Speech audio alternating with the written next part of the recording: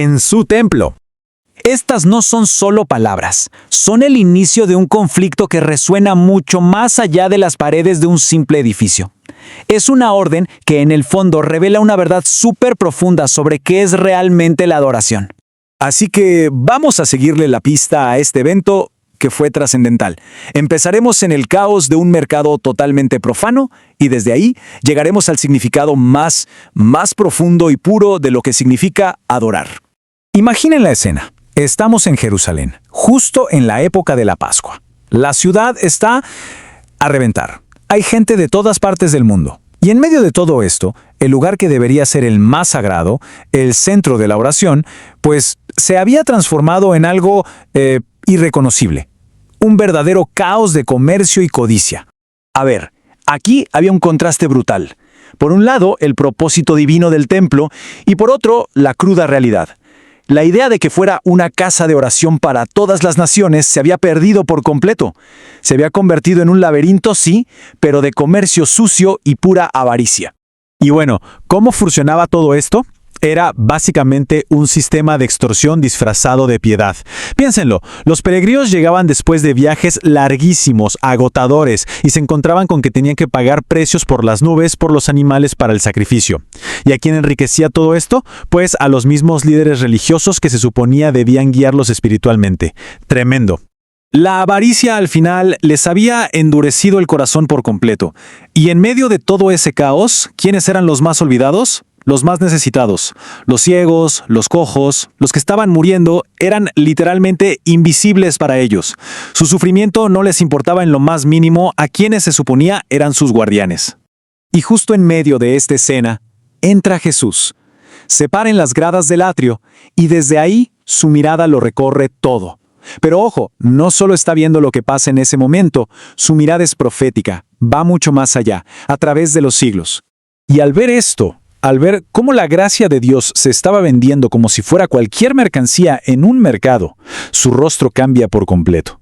La gente que está ahí lo ve, y lo que ven es una mezcla de indignación, autoridad y un poder divino que los deja helados. Por un momento, nadie se mueve. Pero no se queda solo en la contemplación, ahora viene la acción. Empieza a bajar lentamente por las gradas, y en su mano lleva algo simple, un látigo hecho con unas cuerdas que encontró por ahí. Pero en su mano, ese látigo parece una espada de fuego.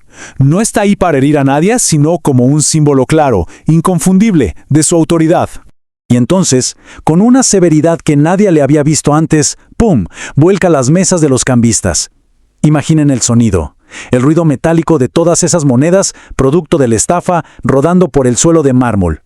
Ese sonido corta de golpe todo el bullicio del mercado. Y nadie, absolutamente nadie se atreve a decirle nada. Ni los sacerdotes, ni los mercaderes, ni los cambistas. Todos salen huyendo, presas de un pánico que no entienden. De repente, todo ese ruido, esa cacofonía, se acaba. Y lo que queda es un silencio profundo y solemne. Miren, esto no fue un simple ataque de ira, para nada, fue mucho más. Fue en realidad el anuncio de su misión como el Mesías. Era el inicio de su trabajo para establecer una forma de adoración totalmente diferente, una que no dependiera ni de edificios de piedra ni de rituales corruptos. Entonces, una vez que todo ese negocio profano es expulsado, la escena cambia por completo, drásticamente. El propósito original del templo, que era ser un lugar de encuentro con Dios, por fin se restaura.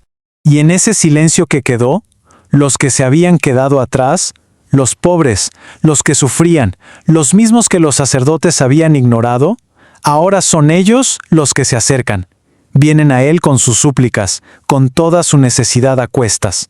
Y aquí es donde vemos su verdadera naturaleza, porque donde los sacerdotes solo veían una oportunidad de negocio, él veía dolor. Su compasión de verdad no tenía límites. Se dedicó a atender a cada persona, una por una, sanando sus cuerpos y, más importante, devolviéndoles la esperanza. Pero claro, la historia no termina ahí.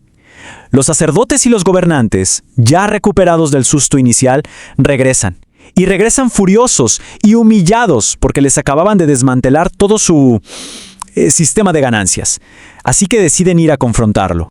Lo que le piden es básicamente una prueba. Quieren una señal que justifique lo que acaba de hacer, esa interrupción tan radical a su negocio. En otras palabras, le preguntan, ¿quién te crees que eres para hacer esto? ¿De dónde sacas esa autoridad? Y la respuesta que les da no es una demostración de poder como ellos esperaban. No, es una parábola profunda y profética. Una declaración que ellos, claro, no van a entender para nada en ese momento, pero que en el fondo contenía el centro de toda su misión. Es que sus palabras tenían un doble significado, un significado que en ese momento se les escapó a todos, no solo a sus enemigos, sino que, de hecho, hasta a sus propios discípulos. A ver, analicemos ese doble significado. Por un lado, sí, estaba hablando de la futura destrucción del templo de piedra, y con ello el fin de todo el sistema de sacrificios. Pero, y esto es lo más importante, estaba profetizando su propia muerte y su resurrección. Y aquí viene la gran ironía de todo esto. En su malicia, mientras ya empezaban a planear cómo matarlo, ellos mismos, sin saberlo, estaban poniendo en marcha la primera parte de su profecía, la destrucción de ese templo del que hablaba, el templo de su propio cuerpo. Y es que su muerte y resurrección fueron el punto de inflexión. Lograron lo que todos los rituales del templo apenas podían simbolizar. Esto no fue un simple cambio, fue el fin de un sistema y el comienzo de otro completamente nuevo. Entonces, ¿qué cambió? Pues todo el sistema de adoración, para siempre. El templo terrenal, con todos sus rituales, sus sacerdotes, todo eso quedó atrás.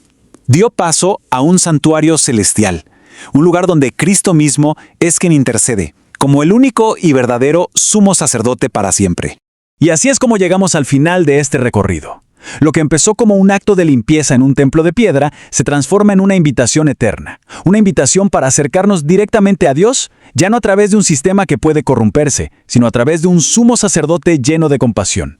Y esto nos deja con una pregunta flotando en el aire. ¿Qué significa realmente que el verdadero templo ya no esté hecho de piedras, sino que ahora resida en otro lugar?